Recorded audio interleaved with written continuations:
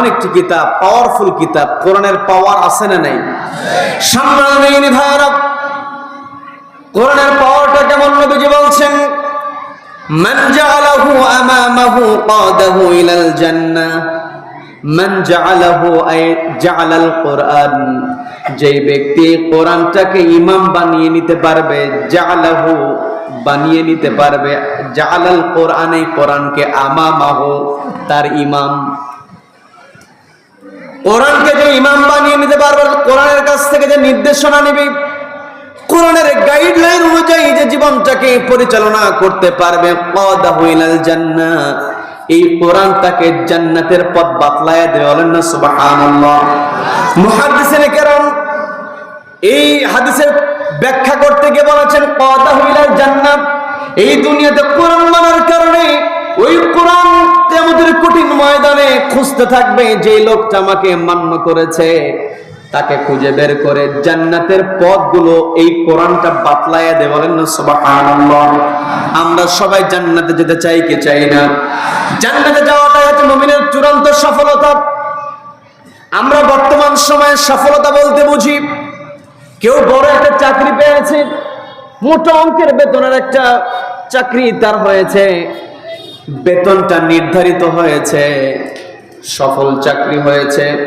চাকরি যখন সফল চাকরি পেয়েছে, সফল ব্যবসায়ী হয়েছে, ব্যবসায় ভালো প্রফিট করেছে, লাভ হয়েছে, সুন্দর একটা বাড়ি করেছে, ভালো একটা গাড়ি কিনেছে, এইগুলো দেখার পরে আমরা বলে ফেলি লোকটা কত সফল, ভালো চাকরি পেয়েছে।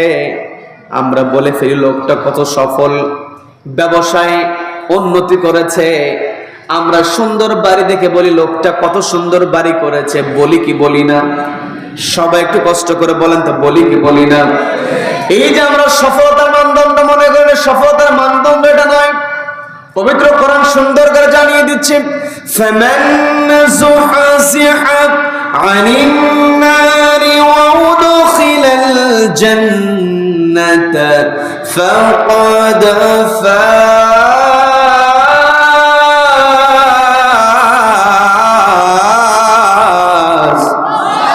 আল্লাহ বলছেন, ফামান যুহযিহা আনিন নার, যে ব্যক্তিকে জাহান্নামের আগুন থেকে দূরে সরিয়ে রাখা হবে, ওয়া উদখিলাল জান্নাহ, এবং জান্নাতে প্রবেশ করানো হবে, ফাকাদ ফাজ, সেই ব্যক্তি হচ্ছে প্রকৃত সফল।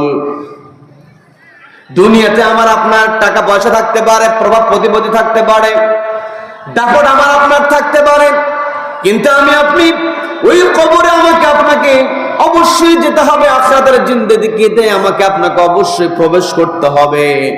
কবরে নামানোর পর মুনকার নাকিরের সওয়াল জবাব আছে না নাই? মুনকার নাকির যদি আমার আপনার প্রশ্ন জবাব পেয়ে যায়, আমি আপনি যদি মুনকার নাকিরের প্রশ্ন জবাবটা দিতে পারি, আমি আপনি সফল হতে পারবো। আর এই প্রশ্নের জবাবটা যদি আমি আপনি দিতে চাই, দুনিয়াতে 3টা প্রশ্নের উত্তর ঠাটায় মুখস্থ করলে জবাব দিতে পারবো না। জবাব আমি আপনি তখনই দিতে পারবো যখন একটি কিতাবকে মানতে পারবো। সেই কিতাবের নাম কি? আল্লাহ রাব্বুল আলামিন এই পবিত্র কোরআন আমাদেরকে গাইডলাইন করে দিয়েছেন। এই কোরআন আমাকে আপনাকে মানতে হবে। আমি আলোচনার সূচনায় সূরা বাকারা থেকে তেলাওয়াত করেছি। প্রথমে আল্লাহ রাব্বুল আলামিন 3টা অক্ষর বললেন, আলিফ লাম মিম। কয়টা অক্ষর আছে বলেন? সবাই একটু কষ্ট করে বলেন, কয়টা অক্ষর? এই যে 3টা অক্ষর তেলাওয়াত করলে সব আছে না নাই? একটা অক্ষর তেলাওয়াত করলে 10টা নাকি? বলেন না সুবহানাল্লাহ। এই যে আল্লাহ রাব্বুল আলামিন হুরুফুল মুকাত্তাআত, এই জায়গাতে রব্বুল আলামিন আয়াতে মুতাশাবিহাত, এই যে আয়াতটা আল্লাহ দিলেন, তৎকালীন সময়টা ছিল সাহিত্যের যুগ, আরবি সাহিত্যের যুগ। বর্তমান যুগটাকে বলা হয় প্রযুক্তির যুগ, সায়েন্সের যুগ, টেকনোলজির যুগ। কি কথা বলেন? এইখানে অনেক মুরব্বীরা বসে আছেন, ছাত্র বয়সে তারা আইসিটি তথ্য প্রযুক্তি কোনো সাবজেক্ট পড়ে নাই, ছিলই না, কিন্তু বর্তমানে প্রত্যেকটা ক্লাসে আইসিটি তথ্য প্রযুক্তি আছে না নাই? আছে না নাই? বর্তমান যুগটা হলো তথ্য প্রযুক্তির যুগ। এই যুগে টেকনোলজি যত ডেভেলপ হবে, একজন একটা বিষয় একটা জিনিস ডিসকভারের পরে, আবিষ্কার করার পর আরেকজন সেটা আবিষ্কার করে। তৎকালীন যুগটা আরব ছিল, আরবি সাহিত্যের যুগ। ওই সময় এমন হতো, কাবার দেওয়ালে ওরা আরবিতে বাক্য লিখে আসতো, ছন্দ লিখে আসতো, শব্দ লিখে আসতো। চ্যালেঞ্জ দিয়ে বলতো, আমার চাইতে সুন্দর করে কে সাহিত্য রচনা করতে পারবে, কে সাহিত্যিক হতে পারবে, এরকম চ্যালেঞ্জ দেওয়া হতো। আল্লাহ রাব্বুল আলামিন ওই চ্যালেঞ্জের সময় শুরুতেই বলেন আলিফ লাম মিম। এই যে আল্লাহ রাব্বুল আলামিন চ্যালেঞ্জ ছুড়ে দিলেন, এই আয়াতে মুতাশাবিহাত, এই আয়াত কি বোঝা সহজ নাকি? এই আয়াতের অর্থ বোঝা সহজ নয়। এই আয়াতের প্রকৃত অর্থ একজন ভালো জানেন, তিনি কে? সবাইকে বলতে হবে তিনি কে। এরপর আল্লাহ রাব্বুল আলামিন বলছেন, যালিকাল কিতাবু লা রাইবা ফিহ, এটা এমন একটি কিতাব যেই কিতাবের মধ্যে ভুল তো দূরের কথা, দেয়ার ইজ নো ডাউট, কোনো সন্দেহ নাই। বলেন আল্লাহু আকবার, বলেন আল্লাহু আকবার। এই সন্দেহমুক্ত কিতাব দুনিয়াতে যখন কেউ কোনো বই লেখে, আমার কথায় বিরক্ত হচ্ছেন নাকি? দুনিয়াতে যখন কোনো লেখক বই লেখে, ভূমিকার মধ্যে স্পষ্ট জানিয়ে দেয়, বইয়ের মধ্যে যদি কোনো ভুল ত্রুটি পরিলক্ষিত হয় জানায়া দেবেন। তার কাছে চিরকৃতজ্ঞ থাকবো, পরবর্তী সংশোধনীতে এটাকে সংশোধন করে ছাপানো হবে, পরবর্তী সংস্করণে সংশোধন করে দেবে, এমন কথা ভূমিকায় থাকে কি থাকে না? দুনিয়ার কিতাব এমনই হবে, কারণ দুনিয়ার কিতাব মানুষ রচনা করে, আর এই মানুষকে একজন সৃষ্টি করেছেন, তিনি কে? সবাইকে বলতে হবে তিনি কে? যেই রব্বুল আলামিন আমার আপনার জন্য গাইডলাইন করে কিতাব দিলেন, কিতাবের শুরুতেই রব্বুল আলামিন বলছেন, যালিকাল কিতাবু লা রাইবা ফিহি, এই কোরআনের মধ্যে বিন্দু পরিমাণ সন্দেহ নাই। হুদাল লিল মুত্তাকিন, মুত্তাকিদের জন্য এটাকে পথ প্রদর্শক, গাইডলাইন করে দিয়েছেন কে? এই কোরআন তেলাওয়াত শুনলে শুধু শুনতেই মন চায়। কি কথা বলেন? আল্লাহ রাব্বুল আলামিন এই কিতাবটাকে গাইডলাইন করে দিয়েছেন, একটু বোঝার চেষ্টা করবেন। আল্লাহ বলছেন হুদাল লিল মুত্তাকিন, মুত্তাকিদের জন্য এটা হলো পথ প্রদর্শক। এই পৃথিবীতে মানুষ ফর্সা হতে পারে, কালো হতে পারে, ধনী হতে পারে, গরিব হতে পারে, যার অবস্থান যেটাই হোক না কেন, একজন মানুষের সম্মান নির্ধারিত হয় তাকওয়া দিয়ে। আমার কথা নাই, কার কথা? আল্লাহ রাব্বুল আলামিন সূরা হুজরাতের মধ্যে বলছেন, ইন্না আকরামাকুম ইনদাল্লাহি আতকাকুম ইন্নাল্লাহা আলিমুন খাবীর।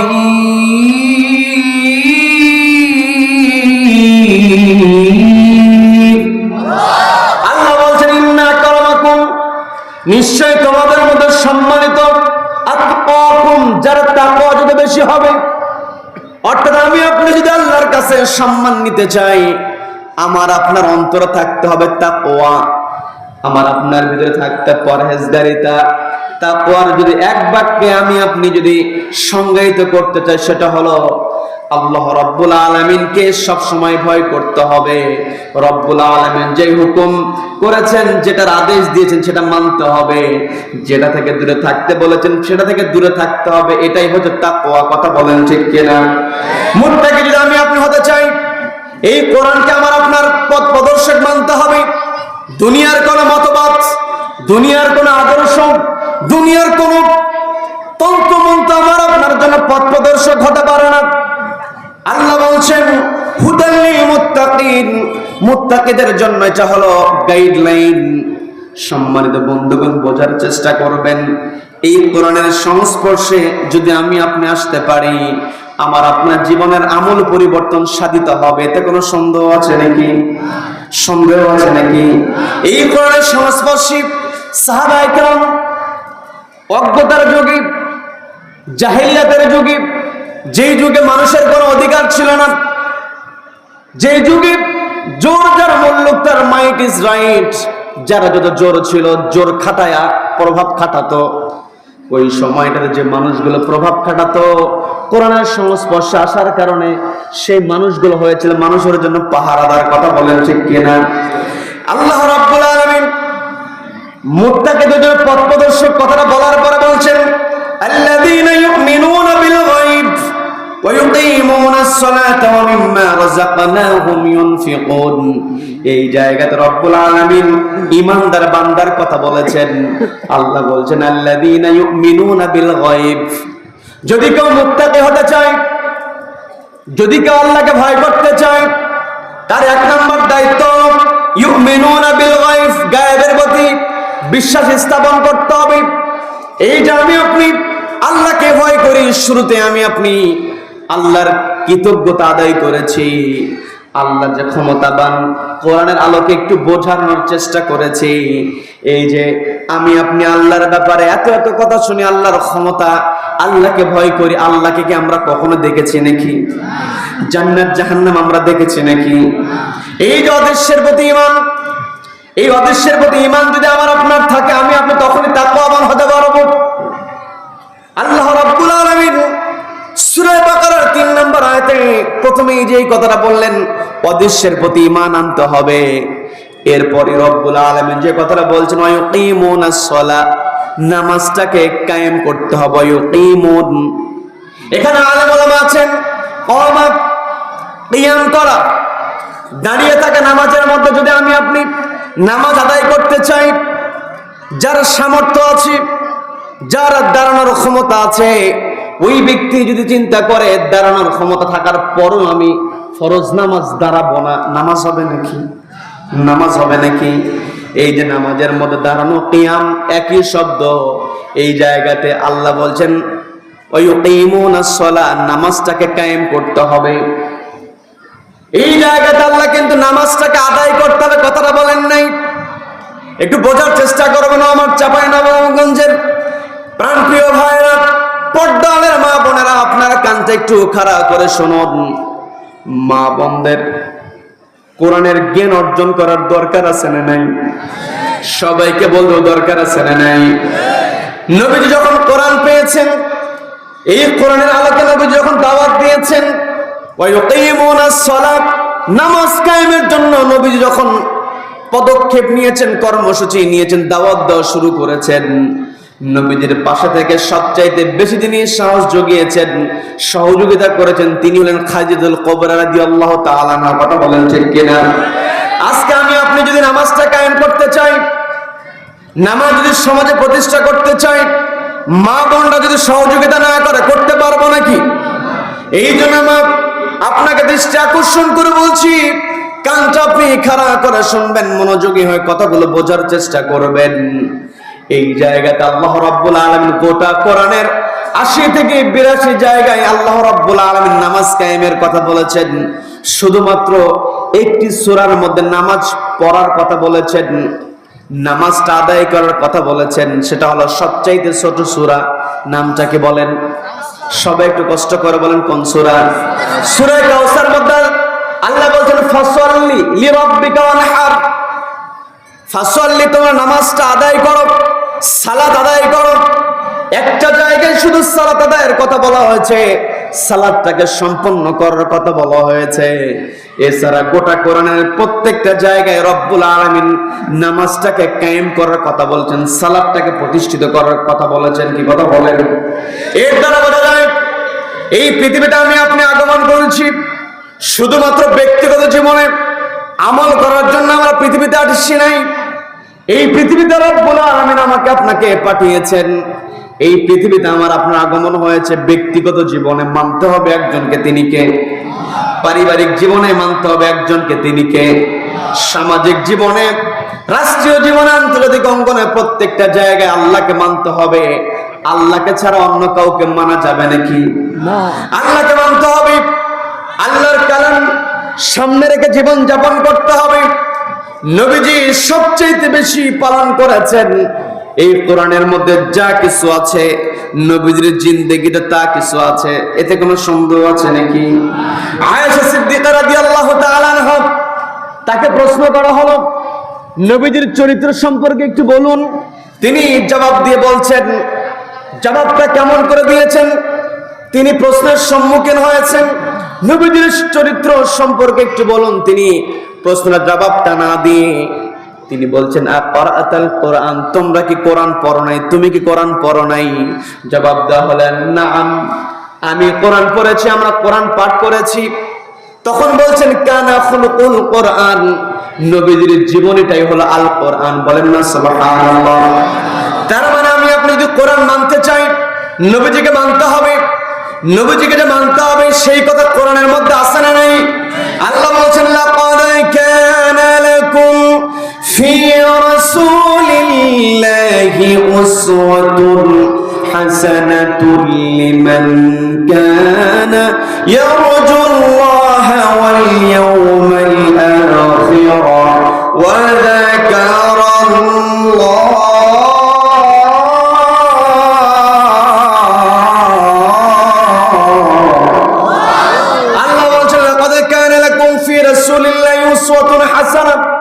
নিশ্চয় আমি ফি রাসূলিল্লাহ, রাসূলের মধ্যে রেখে দিয়েছি উসওয়াতুন হাসানা, উত্তম আদর্শ। নবীজিকে উত্তম আদর্শ বানিয়েছেন একজন, তিনি কে? সবাইকে বলতে হবে তিনি কে? আল্লাহ রাব্বুল আলামিন আমাদের জন্য আদর্শ বানিয়ে দিয়েছেন বিশ্বনবী জনাব মুহাম্মদ রাসূলুল্লাহ সাল্লাল্লাহু আলাইহি ওয়াসাল্লামকে। সেই নবীজিকে মানতে হবে ব্যক্তিগত জীবনে, পারিবারিক জীবনে, সামাজিক জীবনে। এই যে আমি আয়াতে কারিমা তেলাওয়াত করেছি, আল্লাহ শুরুতেই বললেন আল্লাযীনা ইউমিনুনা বিল গায়ব, অদৃশ্যের প্রতি ঈমান আনয়ন করতে হবে। এরপরে আল্লাহ রাব্বুল আলামিন আমার আপনার জন্য যেই গাইডলাইনটা দিলেন, যে নির্দেশনা দিলেন, ওয়া ইউকিমুনাস সালাহ, নামাজ কায়েম করতে হবে। নামাজ কায়েমের মানেটা হলো কেমন? নামাজ কায়েমের মানেটা হলো কেমন? সমাজে যিনি নেতৃত্ব দিবেন, নামাজেও তিনি নেতৃত্ব দিবেন। কি কথা বলেন? কি কথা বলেন? আজকে আমার দেশি কথাগুলো ভুল বোঝা হয়। অনেকে বলতে চাই কোরআন হলো এটা তেলাওয়াতের কিতাব, এই কোরআনটা হলো ধর্মীয় গ্রন্থ, এই কোরআন তেলাওয়াত হবে। কিন্তু কষ্ট নিয়ে বলতে হয় কোরআন তেলাওয়াত হবে, এই কথা মুখে স্বীকার করে, কোরআন তেলাওয়াত শুনে বাহাবা দেয়, হাদিয়া দেয়, আছে না নাই? আছে না নাই? কিন্তু যে আয়াতের তেলাওয়াত হলো, ওই আয়াতের মধ্যে আল্লাহ যে নীতির কথা বলেছেন, ওই নীতি যখন বাস্তবায়নের কথা বলা হয়, তখন এক শ্রেণীর মানুষ রেগে যায়। কি কথা বলেন? কি কথা বলেন? আল্লাহ বলছেন ইউকিমুনাস সালাত, নামাজটাকে কায়েম করো। যারা নামাজকে কায়েম করবে, ওয়ামিম্মা রাযাকনাহুম ইউনফিকুন, যাদেরকে রিজিক দেওয়া হয়েছে রিজিক থেকে ব্যয় করবে, তারাই কেবল মুত্তাকি হতে পারবে, তারাই কেবল তাকওয়াবান হতে পারবে। কথা বলেন ঠিক কি না? এই যে কোরআন, এই কোরআনের মধ্যে আল্লাহ রাব্বুল আলামিন আমাদের জন্য নীতি নির্ধারণ করেছেন। আমরা যদি মুত্তাকি হই, তাহলে আমাদের যে দায়িত্ব হলো সেটা হলো ইউকিমুনাস সালাহ, নামাজটাকে কায়েম করতে হবে। এখন সমাজের যারা নেতৃত্ব দেবে, রাষ্ট্রীয় যারা নেতৃত্ব দেবে, গুরুত্বপূর্ণ চেয়ারে যারা বসবে, তারা যদি নামাজি না হয়, তাহলে সমাজের মধ্যে, রাষ্ট্রের মধ্যে নামাজ কায়েম করা সম্ভব হবে? এই কথাগুলো বললেই অনেকে বলে এই তো হুজুর রাষ্ট্র নিয়ে কেন কথা বলে? কি কথা বলে? বলে কি বলে না? নবীজিকে আদর্শ মানতে হলে, আমার আপনার নবী ছিলেন, নবীজির জিন্দেগিতে এমন কোন বিষয় ছিল না, প্রত্যেকটা বিষয় নবীজির জিন্দেগিতে ছিল। তবে নবীজির জিন্দেগিতে সবচাইতে বড় গুরুত্বপূর্ণ দিক যেটা হলো, নবীজি সর্বোচ্চ চেয়ারে বসেছেন। কথা বলেন ঠিক কিনা?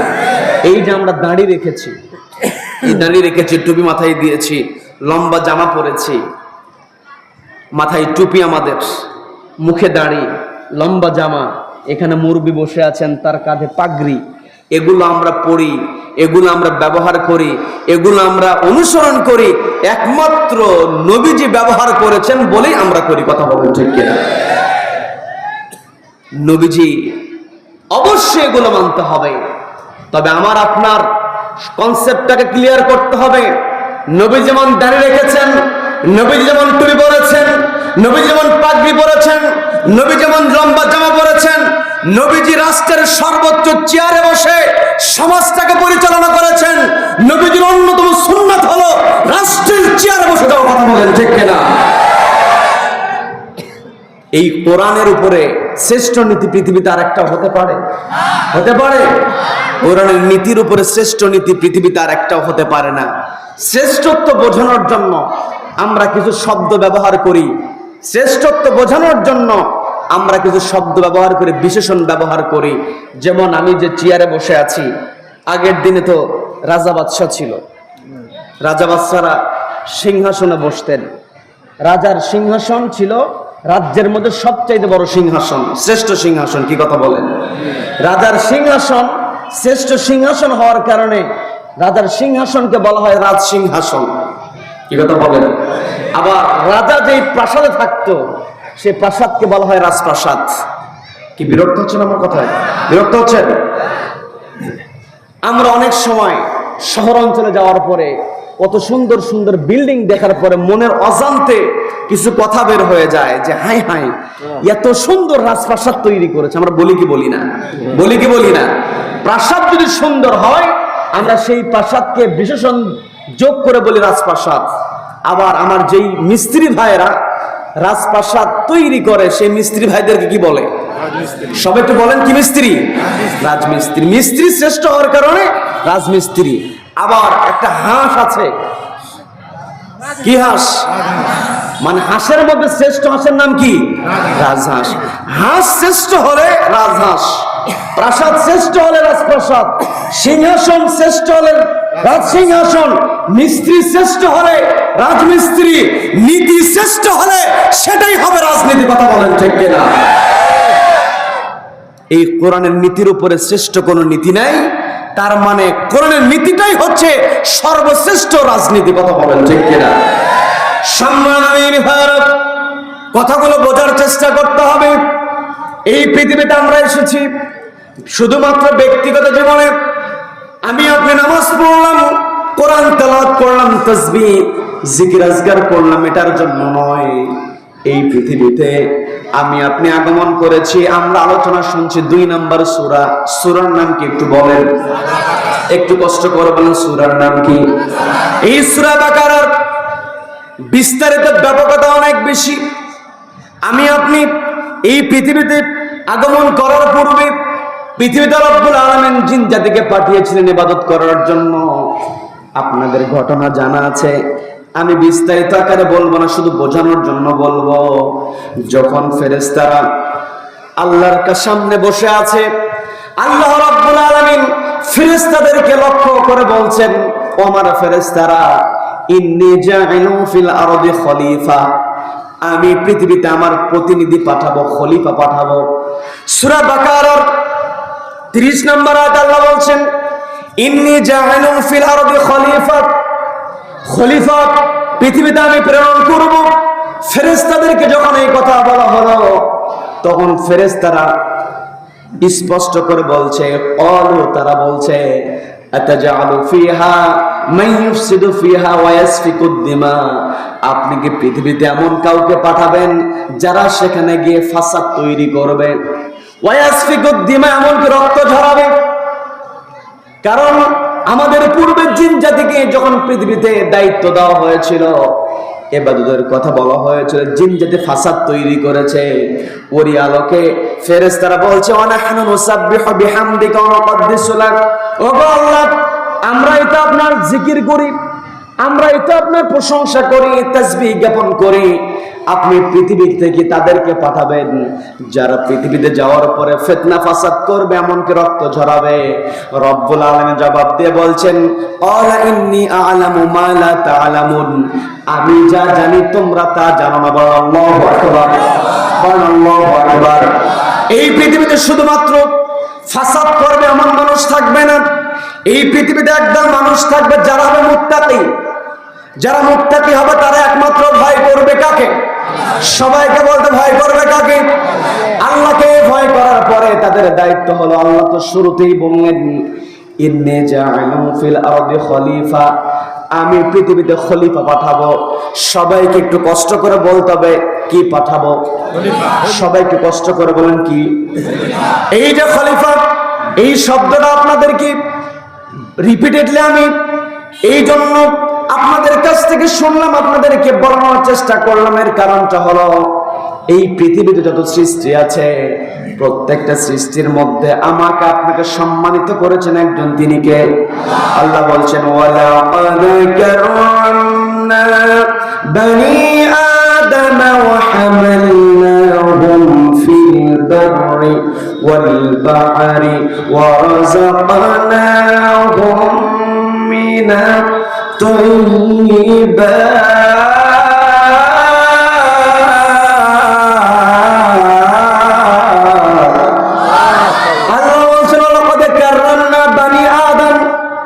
আমি আদম সন্তানকে সম্মানিত করেছি। এই জায়গাতে আল্লাহ আমার আপনার পরিচয় বলেছেন বানি আদম। কি বলেছেন? একটু কষ্ট করে বলেন, কি বলেছেন? ফেরেশতাদেরকে বলেছেন খলিফা। আর আমাদের সম্মান জানানোর পরে রব্বুল আলামিন বলছেন বানি আদম। আবার আল্লাহ রব্বুল আলামিন একটি সূরা দিয়েছেন, সর্বশেষ সূরা 114 নম্বর সূরা। সবাই একটু বলেন তো নামটা কি? সবাই একটু কষ্ট করে বলেন, কি নাম? সূরা নাস। আবার আল্লাহ রাব্বুল আলামিন সূরা 3 এর মধ্যে বলেন লাকাদ খালাকনাল ইনসানা ফি আহসানি তাকওয়িম। এই জায়গাতে আল্লাহ বলেন ইনসান। একটি সূরা দিয়েছেন, সূরার নাম নাস। নাস শব্দ অর্থ মানুষ, ইনসান শব্দ অর্থ মানুষ, আদম সন্তান মানুষ। কি কথা বলে? কিন্তু আল্লাহ রাব্বুল আলামিন এই তিনটা শব্দ গোটা কোরআনের মধ্যে ব্যবহার করেছেন। আর ফেরেশতাদেরকে আমাদের ব্যাপারে বলেছেন পৃথিবীতে আমি খলিফা পাঠাবো। এই যে আল্লাহ রাব্বুল আলামিন তো বলতে পারতেন আদম সন্তান পাঠাবো, আল্লাহ তো বলতে পারতেন মানুষ পাঠাবো, আল্লাহ তো বলতে পারতেন ইনসান পাঠাবো, নাস পাঠাবো, কিন্তু আল্লাহ তা করলেন না। আল্লাহ বললেন পৃথিবীতে আমি খলিফা পাঠাবো। এই খলিফা শব্দ ব্যবহার করার কারণ আছে না নাই? সবাইকে বলতে হবে কারণ আছে না নাই? এই মাঠ থেকে আমাদের প্রকৃত পরিচয় আজকে জেনে যেতে হবে। বিরক্ত হবেন আপনারা? বিরক্ত হবেন? অনেক উঠে যাচ্ছে, শেষ করে দেব, শেষ করে দেব। আলোচনা চলবে, চলবে কতক্ষণ? সারা রাত চলবে, সারা রাত চলবে। বক্তা মরবে। সারা রাত কথা বললে বক্তা বেঁচে থাকতে পারবে? বক্তা মরুক আর বক্তা বাঁচুক, কোরআনের কথা শুধু সারা রাত হবে না। যতদিন পর্যন্ত পূর্ব দিগন্তে সূর্য উদিত হয়ে পশ্চিম আকাশে অস্ত যাবে, ততদিন পর্যন্ত কোরআনের কথা হবে। কোন কোরআন বিদ্বেষী কোরআনকে থামাতে পারবে না। কারা কারা আমাদের পক্ষে দু হাত উঁচু করে আল্লাহকে দেখা।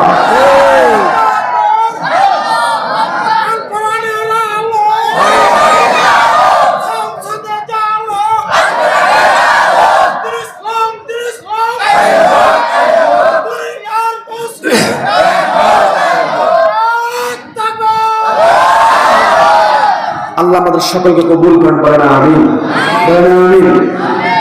সম্মানিত ভাইরা, আমি আপনাদের যে কথা বোঝানোর চেষ্টা করছিলাম, 3 নম্বর আয়াত আল্লাহ বলছেন ওয়ায়ুকিমুনাস সালাত। 30 নম্বর আয়াত আল্লাহ ফেরেশতাদেরকে বলছেন ইন্নী জাআলুন ফিল আরদি খলিফা। পৃথিবীতে আমি আমার প্রতিনিধি পাঠাবো, পৃথিবীতে আমি আমার প্রতিনিধি প্রেরণ করব, পৃথিবীতে আমার রিপ্রেজেন্টেটিভ পাঠানো হবে, যাদের দায়িত্ব হবে ইউকিমুনাস সালাহ, নামাজ কায়েম করবে একজনের সন্তুষ্টির জন্য। তিনি কে? সবাইকে বলতে হবে তিনি কে? যেই সমাজে নামাজ আছে, যেই রাষ্ট্রে নামাজ আছে, সেই রাষ্ট্রে সেই সমাজে মানুষ অন্যায় কাজ থেকে সহজেই দূরে থাকতে পারে। ইন্নাস সালাতা তানহা আনিল ফাহশাই ওয়াল মুনকার। নামাজ মানুষকে অশ্লীল খারাপ কাজ থেকে দূরে রাখে। এটা কার কথা? সবাইকে বলতে হবে কার কথা? আল্লাহ রাব্বুল আলামিন মুত্তাকি বান্দাদের জন্য হুদাল লিল মুত্তাকিন। আল্লাহ রাব্বুল আলামিন এই কোরআনটাকে মুত্তাকি বান্দাদের জন্য গাইডলাইন করেছেন। মুত্তাকি বান্দারা 1 নম্বরে আল্লাহর প্রতি ঈমান আনবে, অদৃশ্যের প্রতি ঈমান আনবে। এরপর তাদের দায়িত্ব হলো নামাজ কায়েম করবে। 3 নম্বর আল্লাহ বলছেন মিম্মা রাযাকনাহুম ইউনফিকুন। এই পৃথিবীতে চলতে গেলে রব্বুল আলামিন আমাকে আপনাকে যে রিজিক দিয়েছেন সেই রিজিক থেকে ব্যয় করতে হবে, রিজিক থেকে ব্যয় করতে হবে। আমার আপনার বিষয়টা বুঝতে হবে। এই পৃথিবীতে আমি আপনি যেই দিন আগমন করেছিলাম সেই দিন আমার আপনার কোনো সম্পত্তি নিয়ে আমি আপনি আসি নাই। এই পৃথিবীতে যেই দিন আমার আপনার আগমন হয়েছে সেই দিন কোন সম্পত্তি নিয়ে আমরা আগমন করেছি নাকি? সম্পত্তি নিয়ে আসতে পারে নাই। এমনকি আমার আপনার পরনের পোশাকটাও পর্যন্ত ছিল না। আমি আপনি পৃথিবীতে যখন আগমন করেছি, সম্পত্তি দূরের কথা, ওই সময়টাতে আমাদের নিজেদের নির্দিষ্ট কোনো নামটাও পর্যন্ত ছিল না। কথা বলেন ঠিক কিনা? এই পৃথিবীতে এসেছি, এই পৃথিবীতে আসার পরে আমার আপনার টার্গেট হবে একমাত্র আল্লাহকে ভয় করতে হবে। আল্লাহকে ভয় করে ব্যক্তিগত জীবনে, পারিবারিক জীবনে, সামাজিক জীবনে, রাষ্ট্রীয় জীবনে, আন্তর্জাতিক অঙ্গনে প্রত্যেকটা জায়গাতে কোরআনটাকে মানতে হবে। এই কোরআনটা মানতে হবে, খলিফার দায়িত্ব নিয়ে মানতে হবে। আল্লাহ আমাকে আপনাকে পাঠিয়েছেন।